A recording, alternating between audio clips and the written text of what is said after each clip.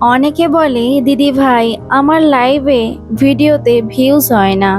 দিদি ভাই video upload করার কি কোনো টেকনিক আছে, যেভাবে আপলোড করলে খুব তাড়াতাড়ি চ্যানেল খোলার সঙ্গে সঙ্গে অনেক ভিউ হয়ে যাবে? আমার ভিডিওতে সবাইকে নমস্কার জানাই। তোমরা ব্লগটা দেখতে থাকো, আস্তে আস্তে সব প্রশ্নের উত্তর আমি দেব। তো আজকে সকালে ঘুম থেকে খুব তাড়াতাড়ি উঠেছিলাম, কারণ আজকে আমি বাড়িতেই আছি আর দুদিন পরেই আমার পরীক্ষা। তো আমি দেখছিলাম যে পড়াশুনোর পাশাপাশি এই জায়গাটা একদমই অপরিষ্কার হয়ে আছে।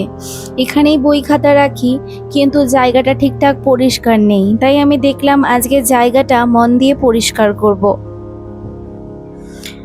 সমস্ত সময় কিন্তু পরিষ্কার বলো, কাজ বলো, এটা করা সম্ভব নয়, কারণ আমরা তো স্টুডেন্ট, আর স্টুডেন্টের প্রথম দায়িত্বই হলো আগে পড়াশোনা তারপরে কাজ। তো তার জন্যই আগে পড়ার প্রতি বেশি ফোকাস করতে হয়, কিন্তু যেহেতু বাড়িতেই আছি বলে এগুলো করছিলাম। এগুলো আমার হ্যান্ডমেড কিছু কিছু জিনিস রয়েছে, যেমন ফুলদানিটা আমি নিজের হাতেই বানিয়েছি। আবার এই ছোট্ট ডাস্টবিনের মতো জায়গাটা যেখানে রিমোট রাখা আছে, ওটাও আমি ডাস্টবিন বলি, বাট ওটা ডাস্টবিনের মতো ঠিক ইউজ হয় না। ওটা একটা ছোট্ট বক্সের মতো জায়গা, এই টুকিটাকি জিনিসপত্র কাগজপত্র রাখা হয়। আর এটা তো বুঝতেই পারছো পার্পেল হার্ট, আর আমার খুব ভালো লাগে। আমাদের ওপরে এই পার্পেল হার্টটা রয়েছে, তাই নিচের মধ্যে নিয়ে এসেছি আর জলের মধ্যে বসিয়ে দিয়েছি। অনেকে এটা টেবিলেও হয়তো রেখে থাকবে, কিন্তু আমি এটা পড়াশোনার জায়গাতেই রেখেছি, যাতে দেখতে ভালো লাগে জায়গাটা। এবার আসি আসল কথায়। অনেকেই বলেছে যে দিদি ভাই কন্টেন্ট খুঁজে পাই না, কি ভিডিও দেব। সারাদিনে তুমি যেটা করছো সেটাই ভিডিওর মধ্যে তুলে ধরো, দেখবে সবার সেটা ভালো লাগবে। আস্তে আস্তে তুমি ধরো ঘর গোছাচ্ছ, সেই ঘর গোছানোটা তুলে ধরো।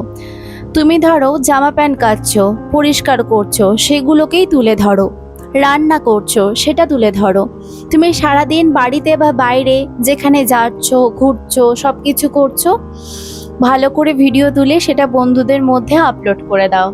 হ্যাঁ, আমরা প্রথমে কিন্তু শিখি, তারপর আস্তে আস্তে আমরা বর্ণ চিনতে শিখি, লিখি, পড়ি। তেমনই ভিডিও তুমি আস্তে আস্তে আপলোড করো, দেখবে আস্তে আস্তে সেটা সবার মধ্যে ছড়িয়ে পড়বে। একদিন ঠিক সবার চ্যানেলে অনেক ভিউ থাকবে।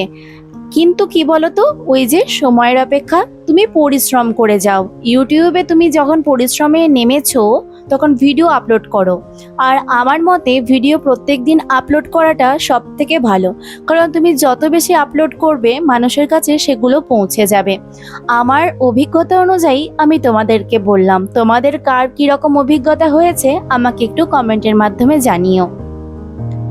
আমার বাড়িতে এই সাদা অপরাজিতার গাছটা লাগানো আছে, তো প্রচুর ফুল আসে গাছে, কি বলবো, ঝাঁকুমুকু হয়ে ফুল আসে।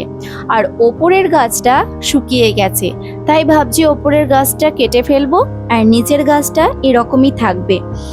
এই গাছের উদাহরণ দিয়ে ভাবো, প্রথমে আমরা একটা বীজ দিই, বীজটাকে আস্তে আস্তে জল দিই, জল দিতে দিতে একটা চারা হয়। সেই চারাটা আস্তে আস্তে বড় হয়, একটু মাঝারি থাকে, আরও বড় হয়, তারপরে ফল আসে, তারপরে ফুল আসে। ঠিক তেমনই তুমি আস্তে আস্তে ভিডিও আপলোড করতে থাকো, একদিন ঠিক তোমরা সবাই সাকসেস পাবে, আমার এটা ভরসা। আজকে মা সবজি পাতির সমস্ত কিছু কেটে কুটে রেখে দিয়েছিল, আর মায়ের হাতে সময় ছিল না বলে ওগুলো আমি নিয়ে গিয়ে বাইরে ফেলে দিয়ে এসেছিলাম। আমাদের বাইরের চারিদিকটা ভীষণই সবুজ সবুজ, তাই না? তোমরা অনেকেই পছন্দ করেছো আমার চারিপাশের এনভায়রনমেন্টটা। চলো এবার তোমাদের কিউট কিউট কমেন্টগুলো একটু পড়ে নিই।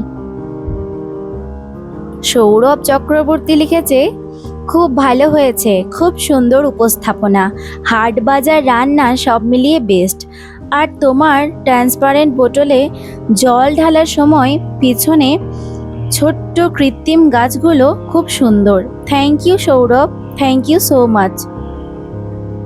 স্বপন বৈদ্য দাদাভাই লিখেছে, লাইক দিয়ে পুরো ভিডিওটা দেখে নিলাম, খুব ভালো লাগলো তোমার কথাগুলো, পাশে আছি, পাশে থেকো।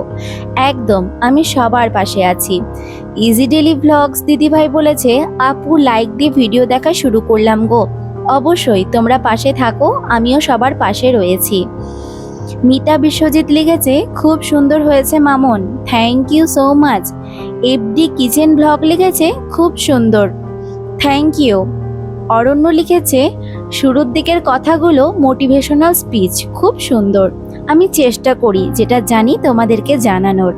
সাকসেস উইথ তাপস দাদাভাই লিখেছে খুব সুন্দর হয়েছে, থ্যাংক ইউ দাদাভাই। বর্ণালী দিদিভাই লিখেছে ভিডিওটা খুব ভালো লাগলো বোনটি, তুমি কি সুন্দর করে লাইভ করো, মোটিভেশন করো বোনটি, আমার খুব ভালো লাগে। মানুষের পাশে থাকো, আমিও তোমার পাশে আছি, আমি সকলের পাশে আছি। একদম দিদিভাই, আমরা সবাই সবার পাশে থাকবো। সুরের সাথে দিদিভাই লিখেছে লাইক দিয়ে দিলাম, থ্যাংক ইউ দিদিভাই। এমডি হাফিজুর লিখেছে লাল গোলাপের ভালোবাসা দিদিভাই, থ্যাংক ইউ। আমার দাদা লিখেছে নিলয় দাদা বাহ দারুণ করেছিস রে, থ্যাংক ইউ দাদা। পার্থ লিখেছে খুব সুন্দর হয়েছে ভিডিওটা, কাকু জমিদার বলে কথা, কাকুকে বলো আর পরের বার মটন না এনে হরিণ আনতে বলো, অত টাকা নেই। আসলে কি বলতো, বড় লোকটা না মনের দিক থেকে হওয়া উচিত, তাই না? আমার মতে তো তাই। আকাশ লিখেছে কি লঙ্কা রে বাবা। সব মিলিয়ে সবার কমেন্ট আমার ভালোই লেগেছে, আর প্রত্যেকের কমেন্ট পেয়ে আমি ভীষণ খুশি হয়েছি। তোমরা যে আমাকে এত সাপোর্ট করো, এত পাশে থাকো, আমি কখনো ভাবিইনি যে এতগুলো মানুষের ভালোবাসা আমি পেতে পারবো। তোমরা আমাকে আশীর্বাদ দিও, তোমাদের ভালোবাসার এই মর্যাদা আমি যেন রাখতে পারি। তো যাই হোক, আজকের জামা কাপড়গুলো আমি কেচে দিয়েছিলাম। দুদিন আগে আমার মা বলল তোর যেহেতু জন্মদিন তাই এগুলো এখন কাছাকাছি বা সার্ফ দিস না, তো আমি মায়ের কথা অনুযায়ী সেটাই করেছিলাম। তো আজকে যেহেতু বুধবার, তাই দেখলাম আজকে আমি একটুখানি সার্ফ মাখিয়ে দিই হাতে যখন সময় আছে। আর তার মধ্যে আমার ক্লিপ বা গার্ডার যেটা ছিল একটু ময়লা হয়ে গেছিল, তো সেগুলোকেও এর মধ্যে দিয়ে দিয়েছিলাম। আমার এই ক্লিপটা অনেকে পছন্দ করেছে, বলেছে দিদি ভাই এটা কোথায় থেকে কিনেছো? আমি এটা আমাদের গ্রামের একটা মেলা থেকে কিনেছি, আর সত্যি বলতে এগুলো খুব ভালো লাগে। তারপরে চলে গেছিলাম নিচে খেতে, মা এতগুলো পদ রান্না করেছিল আর আমি খেতে খুব ভালোবাসি, সেটা সবাই জেনে গেছো। তো আজকের ভিডিওটা এই পর্যন্ত, আবার পরবর্তী ভিডিওতে দেখা হচ্ছে।